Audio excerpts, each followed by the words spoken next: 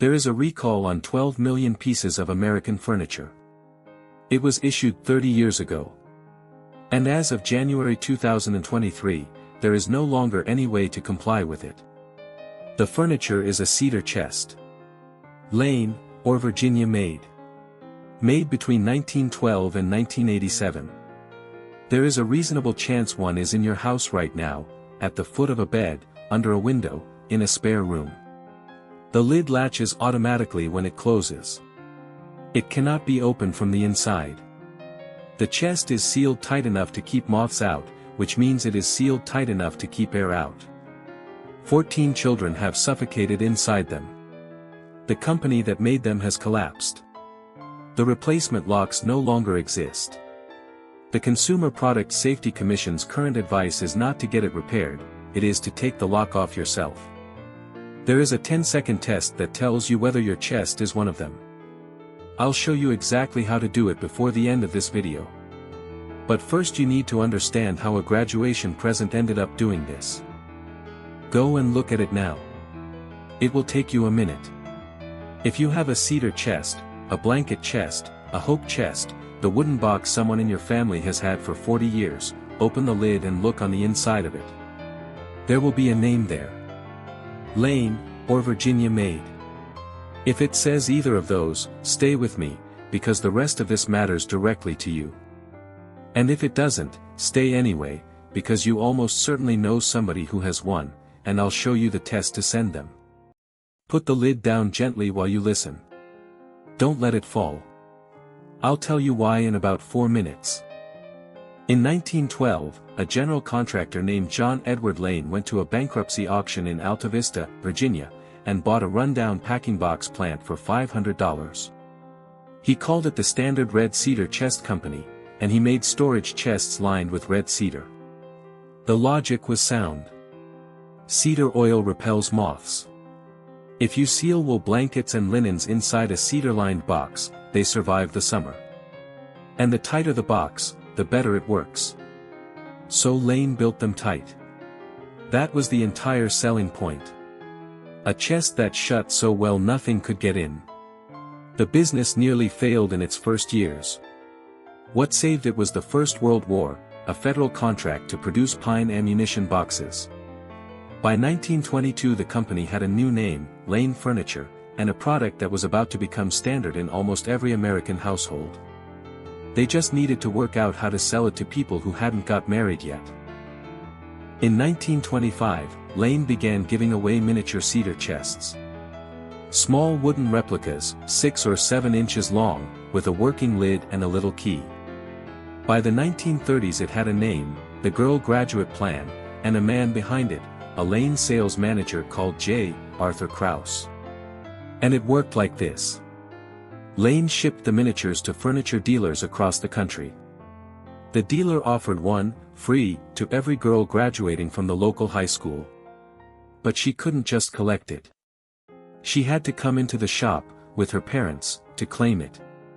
And while the family was standing in the showroom, the dealer offered them a discount on the full-size chest. Lane understood something precise about their customer. In that era, between half and 2/3 of those girls would be married within about 18 months. They would be setting up households. They would need furniture. And the small cedar box on the dresser would tell them, every day, which name to ask for. By 1984, more than 15 million of those miniatures had been handed out. At its peak in the 50s and 60s, Lane estimated that between half and 2/3 of all graduating girls in America were offered one. It is one of the first marketing campaigns in American history aimed directly at young women.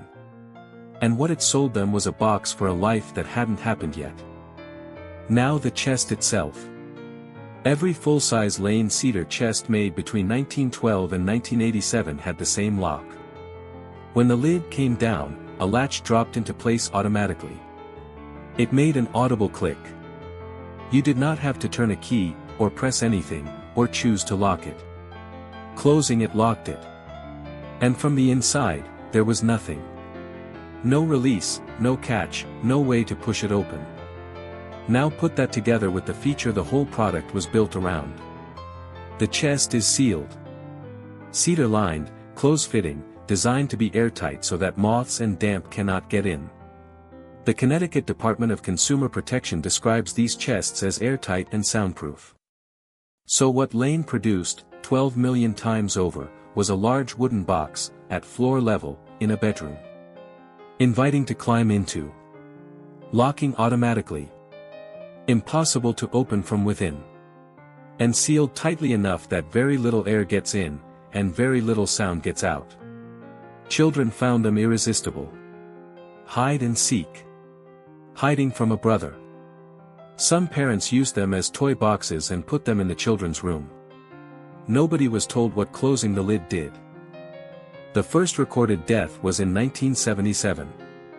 A child climbed into a Lane Cedar chest and the lid closed. By 1994, 6 children had died the same way. 17 years. 6 separate families. The same object, the same mechanism, the same ending.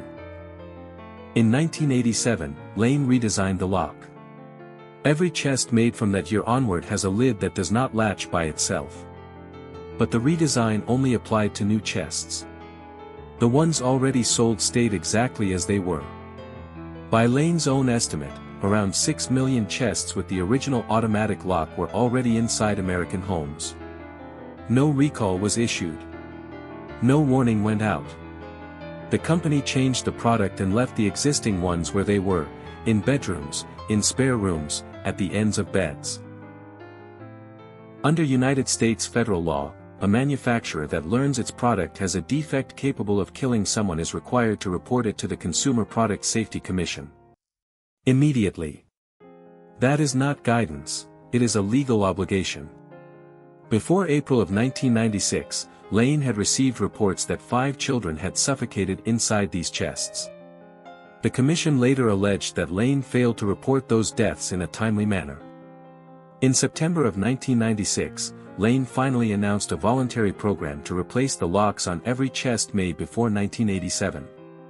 12 million units, one of the largest consumer recalls in American history. But a recall is only an announcement. It does not go into anybody's house. It relies entirely on the owner hearing about it, recognizing their own chest in the description, and then acting. Most people never heard it at all. In March of 2000, the Commission and Lane issued a renewed appeal, because a 7th child had died, and 2 more had come close. In 2001, Lane agreed to pay a civil penalty of $900,000 to settle the allegation that it had not reported the fatalities in time. The company denied breaking the law. It paid the penalty anyway. That same summer, the last Lane Cedar chest made in America came off the line at Alta Vista, and the plant closed. On the 12th of January, 2014, in Franklin, Massachusetts, 2 children were playing at home. A girl of 8 and her brother of 7. The family had a cedar chest. It had been bought secondhand from a local resale shop about 13 years earlier. That chest was manufactured on the 13th of July, 1939. It was 75 years old. It had been made before the Second World War. It had passed through at least one shop and at least one other family. And it still had its original automatic lock. Both children climbed inside. The lid came down. There was a television in the room, and the volume was up. They were pronounced dead at the hospital. This was not an isolated case. In 1999, a man named Mark Massarella lost his daughter Natalie inside one of these chests. She was 15. The family had been given it by her great-grandmother only months earlier. By 2018, the confirmed toll stood at 14 children, killed between 1977 and 2015. And separately, this is a different figure and I want to be precise about it, the Commission has recorded 34 deaths since 1996 involving children entrapped in storage and toy chests of all kinds, not only Lane's. In February of 2014, weeks after Franklin, another renewed recall announcement went out. The recall had been running by then for 18 years. It had been reannounced 3 times. And the chests were still in circulation, turning up in thrift shops, at estate sales, on Facebook Marketplace, passed down inside families as heirlooms. Exactly as the one in Franklin had been. Meanwhile, the company itself was being passed around. Interco took Lane in a hostile takeover in 1987. It became part of Furniture Brands International, which went bankrupt in 2013. Heritage Home Group took it on.